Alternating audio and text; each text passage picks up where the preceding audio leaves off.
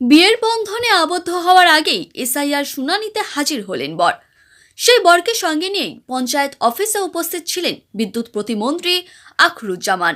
ঘটনাটি ঘটেছে মুর্শিদাবাদ জেলার রঘুনাথগঞ্জ ২ নম্বর ব্লকের সম্মতিনগর গ্রাম পঞ্চায়েত এলাকায়। এই ঘটনাকে ঘিরে গোটা এলাকায় ব্যাপক চাঞ্চল্য ও উদ্বেগ সৃষ্টি হয়েছে। স্থানীয় সূত্রে জানা গিয়েছে, সম্মতিনগর গ্রাম পঞ্চায়েত এলাকার বাসিন্দা নয়ন শেখের আজই বিয়ে। পরিবার ও আত্মীয় স্বজনেরা যখন বিয়ের প্রস্তুতিতে ব্যস্ত, ঠিক সেই সময়ই সকালবেলা নয়ন শেখকে হাজির হতে হয় পঞ্চায়েত অফিসে চলা এসআইআর শুনানিতে।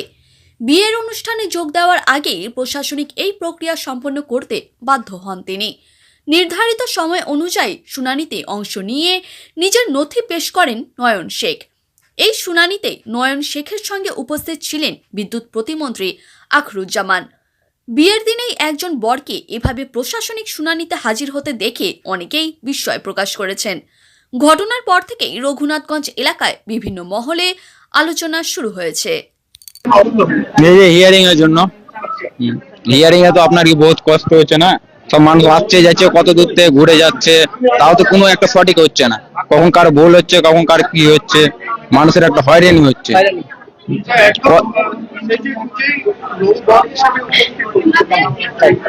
ওকে, ভুল হচ্ছে বহুত কিছু, ধরো অনেক কিছু ব্যাপার আছে।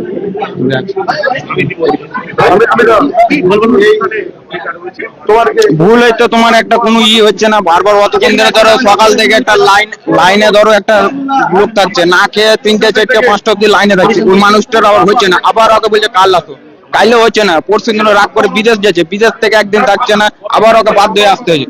মানুষটা সঠিক দিবে, হবে তাও বলতে হবে, না হলে তাও বলতে হবে। মানুষটাকে বারবার হয়রানি করতে হয়েছে। কাজ কাম নাই বলো, অনেক মানুষের কাজ কাম আছে, ঠিকই আছে অবশ্যই। হয়রানি করতে হচ্ছে, বিয়ে করতে আপনার হয়রানি করছে। আজকে যে পরিশ্রম মানুষ, গরিব মানুষের কষ্ট, বাইরে যে দুর্দান্ত কাজ করছে, সে হয়রানির জন্য হয়ে আছে। এই সিদ্ধান্ত আপনাকে নিতে হবে। এটা কি বিজেপি সরকার যেভাবে চলছে, আজকে গরিব মানুষের কঠিন, মানে 3 টাকা জেরক্স নিচ্ছে আজকে যে মানুষ জেরক্স করছে, কিন্তু গরিব মানুষের চরম মানে খুব দৃষ্টিত করছে।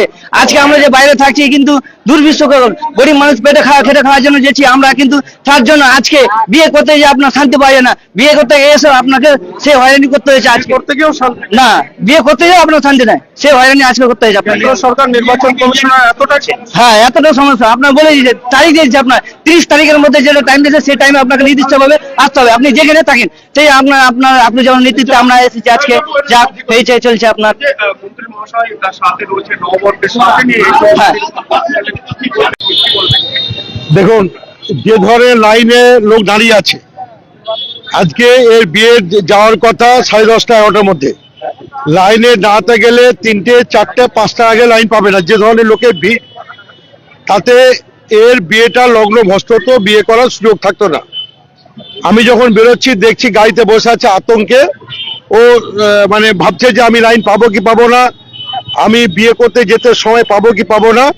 সেই সময় তাকে আমি সঙ্গে নিয়ে গিয়ে লাইনে যারা ছিল তাদেরকে অনুরোধ করি যে সে বিয়ে করতে যাচ্ছে, মানে নতুন বন্ধনে আবদ্ধ হতে যাচ্ছে, সে যদি লাইনে দাঁড়ায় তাহলে তার বিয়ে করার সুযোগটা বা সময়টা পাবে না।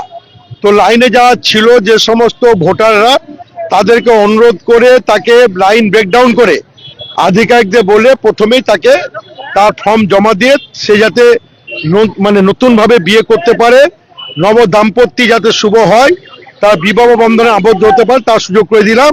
হ্যাঁ, তার মানে দাম্পত্য জীবন সুখে হোক, এই কামনা করব।